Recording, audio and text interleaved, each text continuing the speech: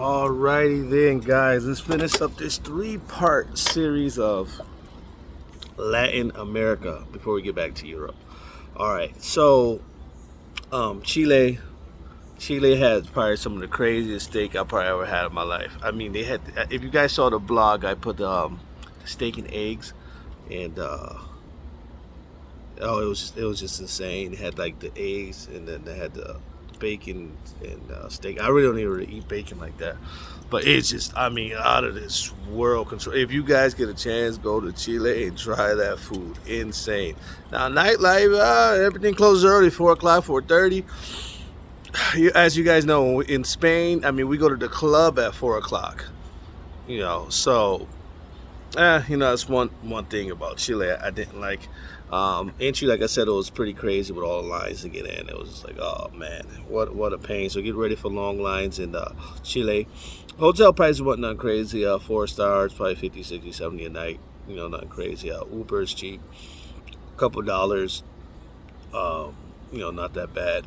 So what made me go to Chile was it was easier to go to Chile than to get to Panama. So what happened was I had to go from, because Argentina, the flight, so let's say $1,000 flight coach, which the flights are actually about 1,500 coach. If I would have went direct from Panama Argentina to Panama, but I was like, I might as well break it up. So I was like, okay, I'll go to Chile, and then so Chile, I went to Colombia for the night, and then Colombia, I went over to Panama. So it came out more cost effective. I did first class every way. So what was one of my big complaints was first class was terrible. No liquor, no juice at all. They had water, tea, coffee, pop. Terrible sandwiches. I mean, it was just, I was like, you gotta be kidding. I mean, the stuff they gave us on this plane was, I was like, this is first class. I mean, just insane. And then anyone from the back could use the first class bathroom. Normally, it's not like that. Normally, if you use the bathroom first class, I mean, if you stay first class, you can use the bathroom in first class. So it was just, oh my God, it was just terrible when it came. I mean, just out of control. So, you got lines of people, you got kids running around. I mean, it was just crazy. So as I finished that up, I went to Colombia. As I mentioned in the first video, they put me in not the little room, but they put me on the side and interrogate me about my goal and this, that, and the other. And eventually, they let me go. It's only about 5 minutes. They were more impressed than if anything. One guard goes, "Why do you wear so much?" I'm like, "Cause I can." You know what I mean? Stuff.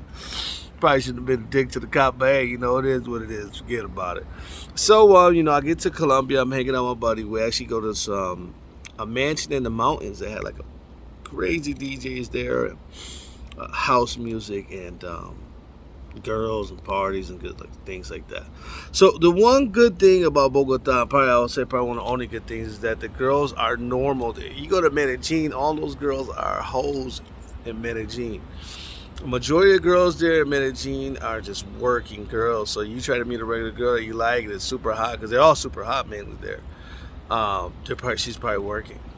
At least Bogota, you meet a girl, she's normal, she's a regular girl, she's not working, not a sex worker or anything like that.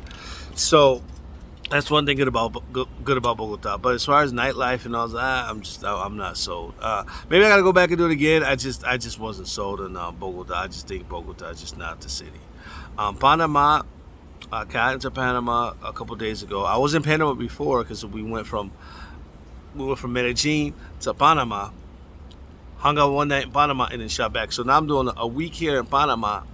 I'm just gonna hang out here in Panama and just do my thing here and just have a good time.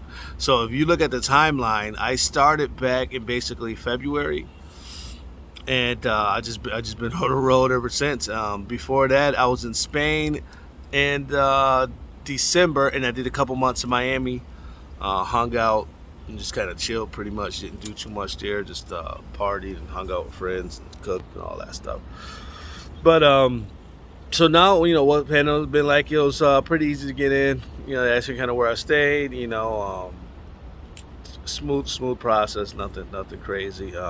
As you guys see, the hotel I'm at, I got steam rooms, gym, sauna. So it's one of the main things that I look for Um, Actually, this place was about 40 something a night on special, and it shot up to about 100 something.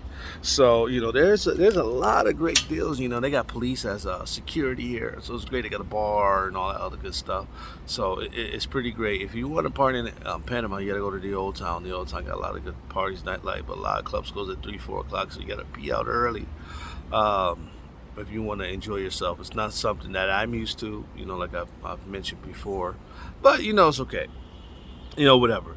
So next week we are back in Spain. We're gonna do Miami real quick, and then we're back in Spain. And I cannot wait for my tapa, guys. I cannot wait to just enjoy those little dishes of life. And my MMA training. All right, guys. So if you enjoyed this, please give me a little like.